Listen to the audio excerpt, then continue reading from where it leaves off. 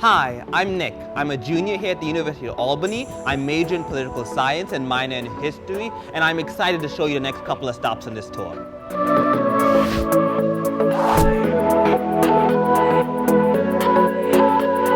Located one level beneath the main academic podium, you'll find yourself at the UAlbany Lecture Center Concourse. Most of the concourse contain classroom facilities called lecture centers, or LCs for short.